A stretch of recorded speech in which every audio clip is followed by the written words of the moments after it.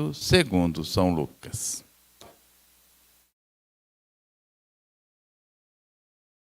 Naquele tempo, Jesus dirigiu-se a uma cidade chamada Naim. Com ele iam seus discípulos e uma grande multidão. Quando chegou às portas da cidade, eis que levavam um defunto, filho único, e sua mãe era viúva. Grande multidão da cidade a acompanhava. Ao vê-la, o Senhor sentiu compaixão para com ela e lhe disse: não chores. Aproximou-se e tocou o caixão. E os que carregavam pararam. Então Jesus disse: jovem, eu te ordeno, levanta-te. O que estava morto sentou-se e começou a falar. E Jesus o entregou à sua mãe.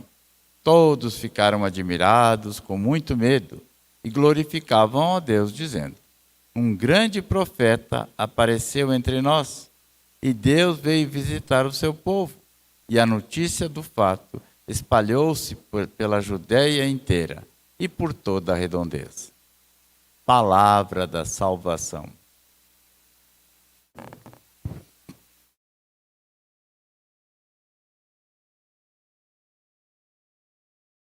Em nome do Pai, do Filho e do Espírito Santo.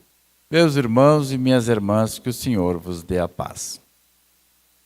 Então hoje, ao ouvirmos essas leituras, primeiro a carta de São Paulo aos Coríntios, que nos fala então do corpo que nós formamos na Igreja Católica Apostólica Romana, a igreja fundada pelo próprio Jesus. Todos nós, então, somos membros desse corpo, cuja cabeça é Jesus Cristo, o Filho de Deus, o nosso Salvador, que veio a esse mundo, se fez homem como nós, para a salvação do mundo. E é interessante, porque ele vai enumerando, as várias funções que compõem a Igreja de Jesus Cristo. E começa, então, pelos apóstolos, como não poderia deixar de ser, porque os apóstolos foram aqueles homens que ele escolheu para lhe ajudarem nesse serviço belíssimo de levar a palavra de Deus em todos os lugares. Por isso a importância de nos chamarmos a atenção sobre uma coisa: a unidade da igreja. Embora tenhamos vários carismas, um só é o Espírito Santo, que procede do Pai e do Filho e que conduz essa igreja. E é esse Espírito que nos lembra, então, quando saímos fora da rotina programada por Deus, desse caminhar atrás de Jesus. Não existe caminho de salvação senão na sequela Christi, ou seja, caminhando atrás de Jesus. Então, ao ouvirmos São Paulo, e aí também no Salmo que nos fala, somos o seu povo e o seu rebanho. E aqueles e aquelas que ouvem a palavra de Deus, aqueles e aquelas que atendem aos apelos do Espírito, então vão agir conforme as orientações do Espírito Santo. E depois temos o Evangelho de hoje, que nos fala naquela ressurreição daquele jovem de Naim, nas portas da cidade de Naim. É interessante, São Lucas faz várias pontuações sobre os verbos que aconteceram. Jesus viu, Jesus se compadeceu daquela mãe, porque era viúva e só tinha aquele filho que tinha morrido. Todos nós sabemos que na religião judaica, os homens tinham a primazia. Então, quando o pai morria, o filho primogênito assumia as responsabilidades da família, principalmente a manutenção da viúva, sua mãe. E aqui nós vemos então que ela estava totalmente desamparada. porque era viúva e o seu filho único havia morrido. Então Jesus vê, se compadece, toca no caixão, chama o rapaz à vida e lhe entrega a sua mãe. Né? E é interessante o comentário de São Lucas, que nos diz então que o povo ficou impressionados, né?